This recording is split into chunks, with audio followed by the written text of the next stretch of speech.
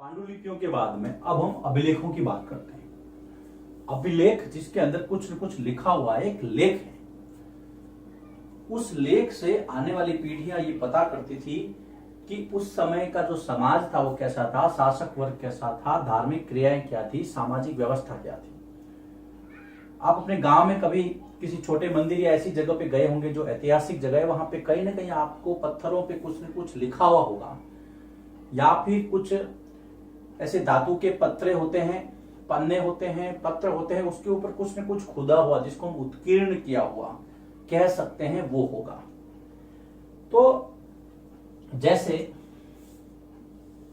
इस तरह से मान लीजिए कोई पत्थर है या कोई धातु का पत्र है, उसके ऊपर कुछ न कुछ इस तरह से खुदा हुआ होता है जिसकी भाषा, जिसकी लिपि हमारी समझ से परे होती है, लेकिन जो एक्सपर्ट होते हैं वो उसको पढ़ते हैं। थोड़ी देर में यहाँ पर चित्र भी प्रदर्शित हो गया तो आप जान सकते हैं। इसको हम इंस्क्रिप्शन या अभिलेख कहते हैं। देखिए अभिलेख क्या होता है। लेख कुछ लिखा हुआ जिसके ऊपर, किसके ऊपर, पत्थर यानी कि स्टोन या कोई भी धातु मेटल है, पत्थर या धातु की कठोर सतह पर, पत्थर या धातु की कठोर सतह पर उत्कीर्ण, उत्कीर्ण का मतलब है खुदाई करके, उत्कीर्ण कर लिखा गया लेख, जिसको आप कहेंगे अभिलेख। किसके ऊपर लिखा जाता है अभिलेख? दो चीजें यहां पर आई है बेटा, एक तो पत्थर के ऊपर और दूसरा धातु के ऊपर। आप अपने घर में भी पूछ सकते हैं, आपके पिताजी दादाजी को भी पूछ सकते हैं कि अपने आसपास या घर में कहीं पर कोई पुराना ताम्र पत्र या इस तरह की कोई चीज है क्या आपके पास, उसको भी देख सकते हैं। ये जो आपके जो लोक देवता होते हैं, कहीं चबूतरे के नीचे कोई पत्थर, उस पत्थर पे कुछ लिखा हुआ, किस समय में इन्होंने ऐसा काम किया था, ये सारे अभिलेख हैं। अब क्या किसी लिए लिखाते थे अभिलेख? कौन कौन लिखवाता था? छोटी दो लाइनें जो सिलेबस में दी है उसके अकॉर्डिंग चलूंगा मैं, कि राजा या अन्य कोई भी लोग। कौन लिखवाता था? यहां पर मैं लिख रहा हूं कि या तो राजा या जो व्यापारी है, राजा, व्यापारी तथा अन्य व्यक्ति,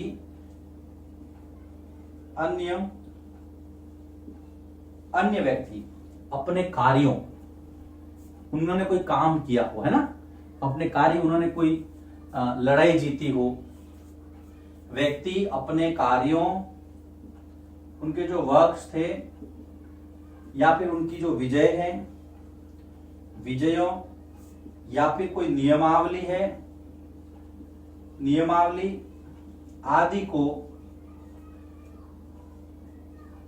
किसी पत्थर या धातु पर खुदवाते थे, उत्कीर्ण करवाते थे, जिससे आने वाली जो पीढ़ियां हैं वो उसको समझ सके कि हाँ कुछ न कुछ उस समय में व्यवस्थाएं थी। देखिए हमें कैसे पता चलता है? हमें भी ऐसे ही पता चलता है कि कहीं न कहीं हमें कुछ न कुछ पत्थरों पे, धातुओं पे, दीवारों पे चित्र वगैरह ऐसा मिलते हैं, खुदे हुए मिलते हैं, अभिलेख मिलते हैं। आपके यहाँ पर देखो कौन कौन, राजा, व्यापारी या अन्य कोई भी व्यक्ति, कुछ भी नियमावली है, उसके काम है, उसकी विजय है, ये सारे क्यों खुदवाते थे? आने वाली पीढ़ियां इस चीज को समझे कि हाँ उस समय ये व्यवस्थाएं थी, नहीं तो पता कैसे चलेगा। ये जो काम करते हैं वो करता कौन है? वो स्पेशल लोग होते हैं जो ट्रेंड होते हैं, जिसकी उन्होंने एक पूरी जानकारी ले रखी होती है, और वो लोग होते हैं जिसको आप कहते हैं पुरातत्वविद। इस मामले में ये विद्वान होते हैं। हम कहीं पत्थर का टुकड़ा देखेंगे तो उसको फेंक देंगे, लेकिन इनके अगर हाथ लग गया, उनको लग गया कि ये कहीं ना कहीं किसी समय की जानकारी दे सकता है, तो उसको ले जाकर के अपने लेबोरेटरी में रखेंगे, उसको साफ करेंगे और उसके बारे में पूरी जानकारी इकट्ठा करेंगे। तो पुरातत्वविद कौन होते हैं?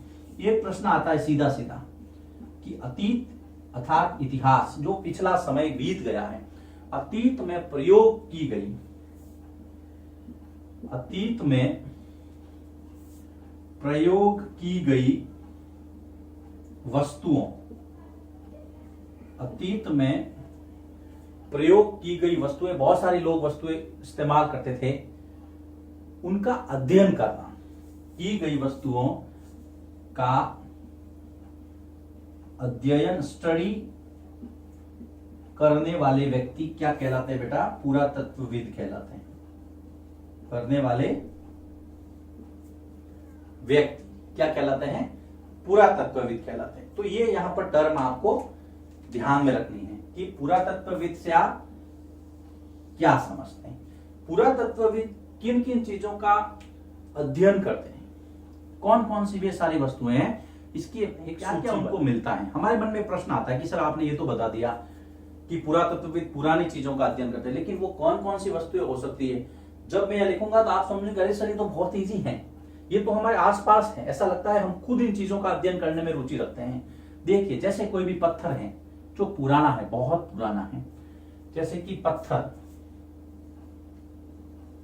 या पत्थरों या ईंटों से बनी इमारतें, कोई भी बिल्डिंग है, सिंधु घाटी सभ्यता की सारी इमारतें, ये इसी का प्रमाण है कि पत्थरों या ईंटों से बनी हुई कोई इमारत यदि है तो उसका भी अध्ययन करते हैं। इसके अलावा यदि कोई चित्र है, यदि कोई मूर्तियां हैं, चित्र मूर्तियों, यदि कोई मूर्तियां हैं, अगर उनको कहीं खंडित मूर्ति भी मिलती है तो वो भी उसको लेकर के बैठते हैं और उसकी जांच पड़ताल करते हैं कि वास्तव में ये किस समय का प्रतिनिधित्व करती है, किस टाइम को रिफ्लेक्ट करती है, किस समय के बारे में हमें अवगत करवाती है। फिर अगर कोई औजार है, वो पत्थर के भी हो सकते हैं, हड्डियों के भी हो सकते हैं, उनको लगता है कि हाँ ये उस समय के औजार होंगे तो उनका। अगर कोई वेपन्स हैं, उनको लगता है कि हाँ इसका इस्तेमाल जो है प्रारंभिक मानव या उस समय का आदमी हथियार के रूप में करता था। यूटेंसिल्स, बर्तन जो हैं, अधिकतर जो मिट्टी के बर्तन पाए गए हैं, ये बर्तन है, घड़े वगैरह जो भी है उस समय के लोग इस्तेमाल करते थे। आभूषण, लोग क्या क्या आभूषण पहनते थे, हड्डियों के आभूषण, लोहे के आभूषण और भी दूसरी धातुओं के आभूषण उस समय। अन्न के दाने, लकड़ी के टुकड़े,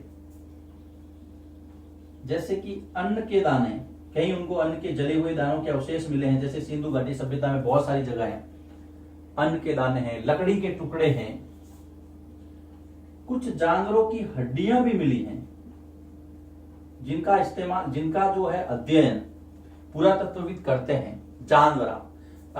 जानवर है, चिड़िया है, मछलियां हैं, उनकी हड्डियों, जानवर या जानवरों, चिड़ियाएं जो हैं, पक्षी हम लिख सकते हैं, चिड़ियों तथा मछलियों की हड्डियां, मछलियों की हड्डियों, यहां पर ले रहा हूं, का अध्ययन करते हैं। कौन करते हैं? पुरातत्वविद इनका अध्ययन करते हैं। देखिए हमारे पास एक बहुत अच्छी सूची बन गई है। क्या क्या लिस्ट बनी देखिए बेटा, पत्थर ईंटों से बनी हुई इमारतें, चित्र या मूर्तियां, औजार और हथियार, बर्तन आभूषण, अन्न के दाने, लकड़ी के लकड़ी के टुकड़े और फिर हड्डियां। कौन किस किस की हड्डियां? जानवरों की, चिड़ियाओं की, मछलियों की, इनका सब अध्ययन करते हैं। कौन करते हैं? पुरातत्वविद करते हैं। प्रश्न आता है पुरातत्वविद किन किन चीजों का अध्ययन करते हैं। अब यहां पर इनके लिए हम एक शब्द इस्तेमाल करेंगे, ये जो सारे हैं ये है स्रोत, इतिहास को जानने के स्रोत है ये, सोर्सेस। यस, हमारे पास ये सोर्स है जिनसे हम पता लगाते हैं कि उस समय का आदमी किन किन चीजों का इस्तेमाल करता था। हमने पढ़ रहे हैं अभिलेख। अभिलेख में पत्थर या धातु पर कुछ भी लिखा हुआ होता है। अब हम एक अभिलेख का एग्जाम्पल लेंगे तो आपको सारी चीज समझ में आ जाएगी। लिखिए इसको।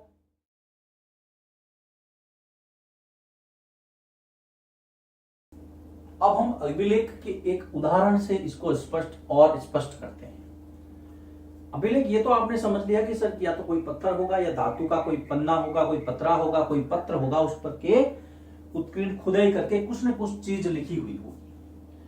बेटा हम अपने स्कूल के अंदर जब एंटर होते हैं तो स्कूल की आचार संहिता लिखी होती है, वो खुदी हुई भी हो सकती है, वो पेंट से लिखी हुई भी हो सकती है। आजकल हमारे पास बहुत सारे संसाधन हैं।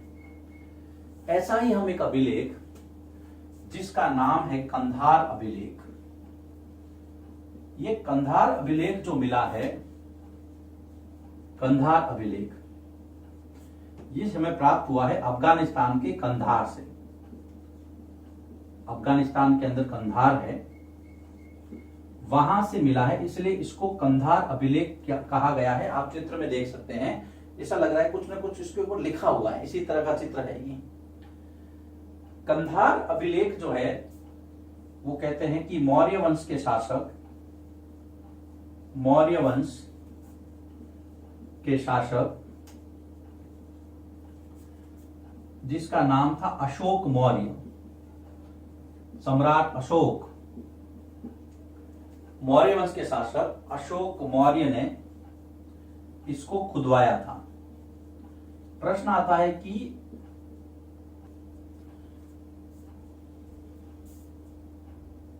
ये अशोक मौर्य, प्रश्न ये है कि जो कंधार अभिलेख हैं वो किसने खुदवाया था? किसने खुदवाया था बेटा? अशोक मौर्य। अब देखिए समझना इसको, कौन सा अभिलेख? कंधार अभिलेख। कहां से मिला है? कि अफगानिस्तान से मिला है। अब अगर मैं अशोक मौर्य के कार्यकाल की बात करूं, मैंने आपको देखो जब ये चैप्टर स्टार्ट हुआ था तो ईसवी सन ईसा पूर्व ये सब बातें बताई थी। तो अशोक मौर्य का जो कार्यकाल है, अशोक का जो कार्यकाल है वो है आपके 269 ईसा पूर्व से, याद रखना 269 ईसा पूर्व से लगा करके 232 ईसा पूर्व तक। अब ईसा पूर्व उल्टे चलते हैं, आप कहोगे सर उल्टे कैसे चलते हैं? उल्टे चलेंगे तभी तो ईस्वी सन आएगा। अब आज 2020 ईस्वी चल रहा है, 2020 ईस्वी से भी 269 से 232 के बीच में जो अशोक का कार्यकाल था, कितने समय शासन किया? लगभग 37 वर्ष। 37 वर्ष का कार्यकाल माना जाता है इसका। अब आपके किताब में दिया हुआ है कि ये जो अभिलेख हैं वो लगभग 2,250 यानी कि 2,250 वर्ष पुराना है। अब आप आइडिया लगाओ, 2020 के अंदर ये जोड़ो आप, लगभग 250 जोड़ दो तो हो गया ना। भैया आपकी किताब क्या कह रही है? किताब ये कह रही है कि ये जो अभिलेख है, जो कंधार अभिलेख है, ये इतना वर्ष पुराना है। अब आप जो मैंने जो गणना बताई थी आपको ईसा पूर्व की, कर लो। अभी 2020 चल रहा है,